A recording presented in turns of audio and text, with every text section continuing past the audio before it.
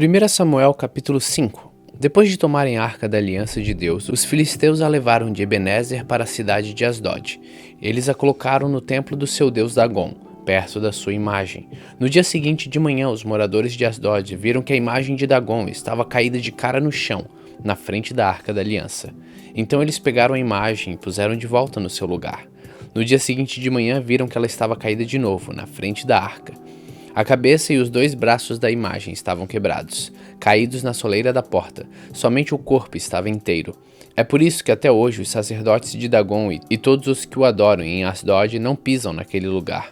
E o Senhor Deus castigou duramente o povo de Asdod. Fez com que todo o povo dali e da vizinhança ficasse cheio de tumores. Quando eles viram isso, disseram: "O Deus de Israel está castigando a nós e ao nosso Deus Dagom. Não podemos mais deixar que a arca do Deus de Israel fique aqui." Então mandaram que alguns mensageiros fossem chamar todos os 5 governadores filisteus e lhes perguntaram: "O que vamos fazer com a arca do Deus de Israel?" "Levem para a cidade de Gate", responderam eles. Então os filisteus a levaram para lá. Mas depois que a arca chegou ali, o Senhor Deus castigou a cidade e pôs medo nos seus moradores. Apareceram tumores em todas as pessoas da cidade, tanto nas mais importantes como nas mais humildes. Então enviaram a arca da aliança para a cidade de Ecrom. Quando a arca chegou lá, o povo começou a gritar: "Trouxeram a arca do Deus de Israel para cá. Eles querem acabar com a gente." Então mandaram que alguns mensageiros dissessem a todos os governadores filisteus: "Mandem a arca do Deus de Israel de volta para o seu lugar, para que ela não mate a nós e as nossas famílias." Houve morte e destruição em toda a cidade por causa do castigo severo de Deus. Os que não morreram ficaram cheios de tumores, e os gritos dos moradores da cidade subiram até o céu. 1 Samuel capítulo 6. Já fazia 7 meses que a arca da aliança estava na terra dos filisteus. Aí eles chamaram os seus sacerdotes e os seus mágicos e perguntaram: "Que faremos com a arca do Senhor? Se a mandarmos de volta, o que devemos enviar junto dela?" Eles responderam: "Se vocês mandarem de volta a arca do Deus de Israel, não a enviem sem uma oferta. Mandem junto uma oferta para pagar pelo pecado de vocês. Assim vocês serão curados e saberão por que motivo ele continuou a castigá-los." "Que oferta devemos mandar?" perguntaram os filisteus. Os sacerdotes e os mágicos responderam: "Mandem 5 tumores feitos de ouro e 5 ratos também de ouro, de acordo com o número de governadores filisteus, pois os 5 governadores foram atingidos pela mesma praga que caiu sobre vocês. Façam imitações dos tumores e dos ratos que estão destruindo a nossa terra e deem como presente homenagem ao Deus de Israel. Assim ele talvez pare de castigar vocês e os seus deuses e a sua terra. Por que razão vocês seriam tão teimosos quanto o rei do Egito e os egípcios? Não esqueçam que Deus zombou deles até que eles deixaram os israelitas saírem do Egito. Façam o seguinte: arranjem 2 vacas que ainda não puxaram carroça e amarrem as 2 numa carroça nova. Depois toquem os bezerros delas para o curral. Então peguem a arca do Senhor Deus e coloquem na carroça. Ponham também numa caixa ao lado da arca as imitações de ouro que vocês vão mandar ao Deus de Israel como ofertas para o pagamento pelos seus pecados. Aí toquem as vacas para frente e deixem que elas vão para onde quiserem. E prestem atenção. Se a carroça for na direção da cidade de Bet-Semes, isso quer dizer que foi o Deus dos israelitas que nos mandou este grande mal. Mas se isso não acontecer, então quer dizer que não foi ele quem mandou esta praga, e sim que ela veio por acaso." E os filisteus fizeram o que os seus sacerdotes e mágicos haviam dito. Pegaram 2 vacas e as amarraram à carroça e prenderam os bezerros no curral. Depois puseram a arca do Senhor Deus na carroça, junto com a caixa onde estavam os ratos e os tumores de ouro. Então as vacas foram diretamente para a cidade de Bet-Semes, andando e mugindo sem se desviar do caminho. E os 5 governadores filisteus as seguiram até a divisa de Bet-Semes. O povo de Bet-Semes estava colhendo trigo no vale. De repente eles olharam e viram a arca da aliança e ficaram muito alegres. A carroça puxada pelas vacas chegou até a plantação de Josué, de Bet-Semes, e parou perto de uma grande pedra. Então os moradores dali cortaram em pedaços a carroça de madeira, mataram as vacas e as queimaram em sacrifício a Deus, o Senhor. Os levitas pegaram a arca do Senhor e a caixa com as imitações de ouro e puseram em cima da grande pedra. Naquele dia o povo de Bet-Semes apresentou ao Senhor ofertas que foram completamente queimadas e também sacrifícios de animais. Os 5 governadores filisteus viram isso e no mesmo dia voltaram para Ecrom. Os filisteus mandaram a Deus, o Senhor, os 5 tumores de ouro como oferta de pagamento pelos seus pecados, um por cidade: Asdod, Gaza, Asquelon, Gate e Ecrom. Mandaram também 5 ratos de ouro, de acordo com o número das cidades governadas pelos 5 governadores filisteus, isto é, as 5 cidades protegidas por muralhas e os povoados que estavam ao seu redor. Na plantação de Josué, que era natural de Bet-Semes, a arca de Deus foi colocada em cima de uma grande pedra, e essa pedra ainda está ali como prova do que aconteceu. 70 homens de Bet-Semes olharam para dentro da arca da aliança, e por isso o Senhor os matou. E o povo chorou por causa dessa grande matança que Deus fez entre eles. Então os moradores de Bet-Semes disseram: quem pode ficar diante do Senhor, esse Deus tão santo? Para onde mandaremos a sua arca, a fim de que ela fique longe de nós? Aí enviaram mensageiros para dizerem ao povo da cidade de Jearim: os filisteus devolveram a arca da aliança do Senhor. Desçam até aqui e levem a arca.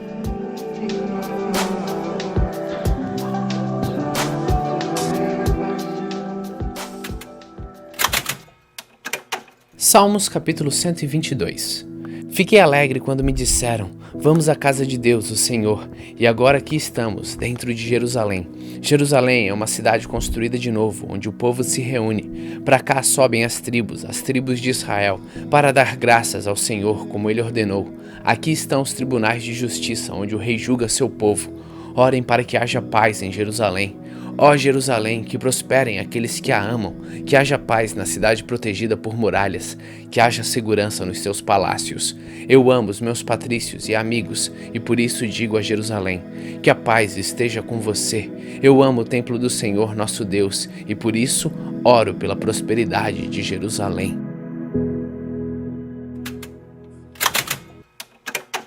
1 Coríntios capítulo 15.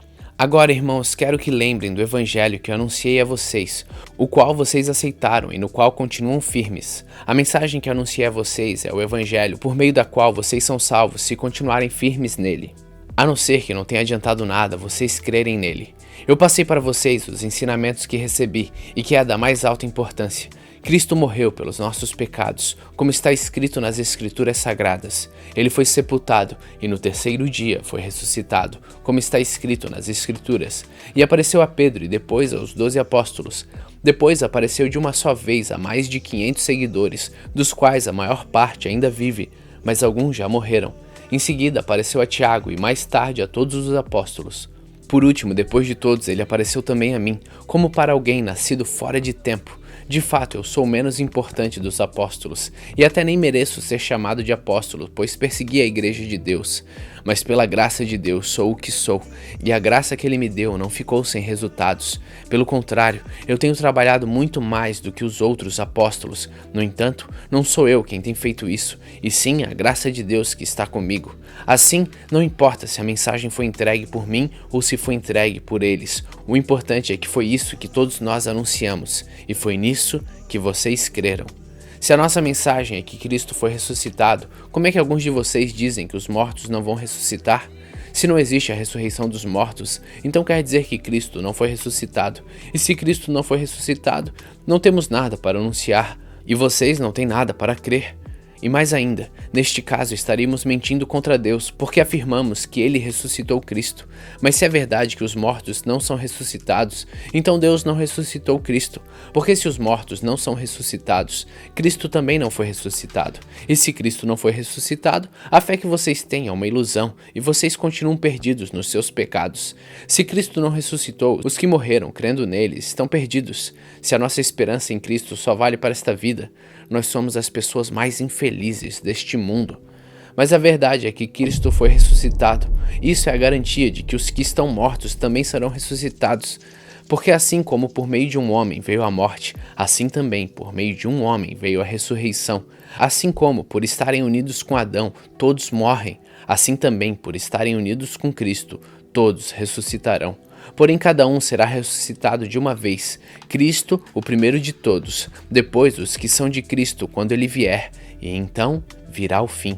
Cristo destruirá todos os governadores espirituais, todas as autoridades e poderes, e entregará o reino de Deus, o Pai, pois Cristo tem de reinar até que Deus faça com que ele domine todos os inimigos. O último inimigo que será destruído é a morte. As Escrituras Sagradas dizem: Deus pôs todas as coisas debaixo do domínio dele. É claro que dentro das palavras todas as coisas não está o próprio Deus, que põe tudo embaixo do domínio de Cristo. Mas quando tudo for dominado por Cristo, então o próprio Cristo, que é o Filho, se colocará debaixo do domínio de Deus, que pôs todas as coisas debaixo do domínio dele. Então Deus reinará completamente sobre tudo. Pense agora nas pessoas que são batizadas em favor dos mortos. O que é que elas esperam conseguir? Se os mortos não são ressuscitados, por que é que as pessoas se batizam em favor deles? E quanto a nós, por que é que nós nos colocamos em perigo toda hora? Irmãos, eu enfrento a morte todos os dias.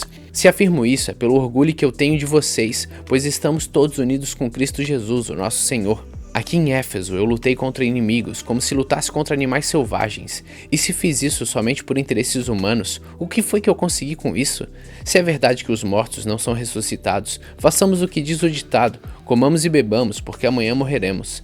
Não se enganem, as más companhias estragam os bons costumes. Comece de novo a viver uma vida séria e direita e parem de pecar.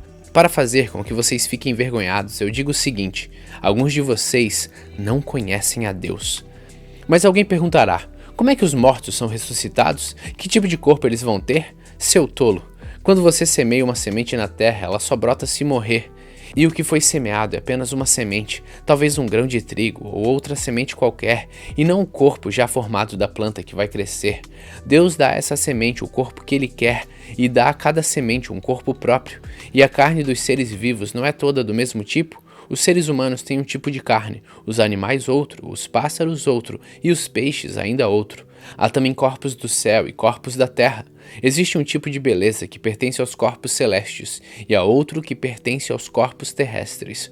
O sol tem o seu próprio brilho, a lua outro brilho e as estrelas têm um brilho diferente e mesmo as estrelas têm diferentes tipos de brilho. Pois será assim quando os mortos ressuscitarem. Quando o corpo é sepultado, é um corpo mortal, mas quando for ressuscitado, será imortal. Quando ele é sepultado, é feio e fraco, mas quando for ressuscitado, será bonito e forte. Quando é sepultado, é um corpo material, mas quando for ressuscitado, será um corpo espiritual. É claro que existe um corpo material, então tem de haver também um corpo espiritual. Porque as Escrituras Sagradas dizem: Adão, o primeiro homem, foi criado como ser vivo. Mas o último Adão, Jesus Cristo, é o Espírito que dá vida. Não é o espiritual que vem primeiro, mas sim o material. Depois é que vem o espiritual. O primeiro homem foi feito do pó da terra, o segundo veio do céu. Os que pertencem à terra são como aquele que foi feito do pó da terra, e os que pertencem ao céu são como aquele que veio do céu. Assim como somos parecidos com o homem feito do pó da terra, assim também seremos parecidos com o homem do céu.